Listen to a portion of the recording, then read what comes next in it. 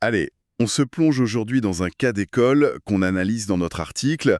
C'est un phénomène assez ludique de cette fin d'année 2025, la campagne de financement pour le jeu The Witcher Legacy. Ah oui, celle qui vient de se terminer. Un véritable raz de marée.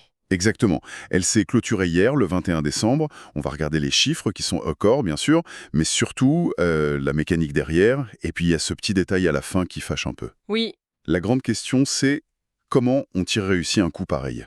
le mot coût est bien choisi. Les chiffres sont dingues, évidemment. Mais ce qui est vraiment fascinant, c'est la stratégie en jeu.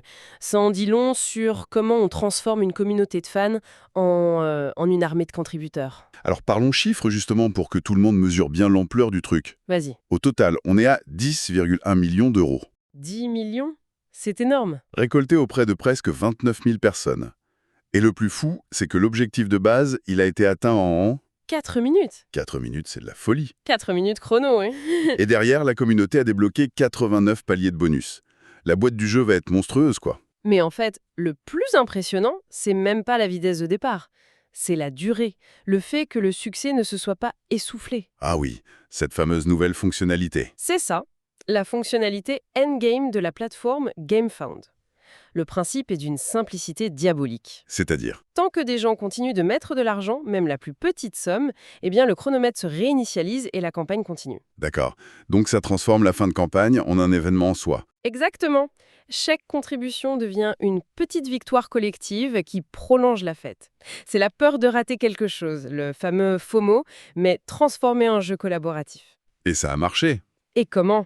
La campagne a été prolongée de 5 jours, 3 heures et 31 minutes. Un record absolu sur la plateforme. 5 jours? Oui, et pendant ce temps additionnel, ils ont récupéré près de 14 000 contributeurs de plus. C'est presque la moitié du total. C'est vertigineux. Mais alors, le jeu en lui-même, est-ce qu'il justifie un tel engouement, au-delà de tout ce marketing? Alors, c'est un jeu coopératif, narratif, pour 1 à 4 joueurs. Ça se passe bien avant l'époque de Geralt de Rive, D'accord. et il y a une idée de game design qui, à mon avis, a beaucoup joué. Laquelle? C'est un jeu legacy, mais non destructif. Ah, ça c'est un argument énorme. Pour beaucoup de gens, l'idée de payer très cher pour un jeu qu'on va abîmer, déchirer des cartes, coller des trucs de manière permanente, c'est un frein. C'est clair. Et là, il propose un système d'autocollants repositionnable. On peut tout remettre à zéro à la fin. Voilà, on vit sa grande campagne, on modifie le jeu, et à la fin, on peut tout réinitialiser pour recommencer ou même le prêter.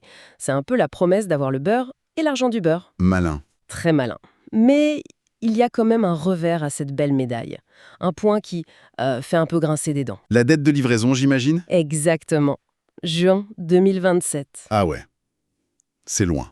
On parle de 2 ans et demi d'attente. C'est presque la durée d'un cycle de console de jeu, pour donner une idée. C'est un sacré test de patience, qui défile lentement, une mécanique de campagne brillante qui joue avec les nerfs des fans, Un produit qui promet une expérience narrative forte, rejouable. mais un contrat qui dit payez maintenant et on se revoit peut-être en 2027. C'est tout à fait ça, et ça nous laisse avec une vraie réflexion, je trouve. Ce modèle, poussé à son paroxysme, il teste la passion des fans, c'est sûr, mais est-ce qu'il ne teste pas surtout les limites de leur patience?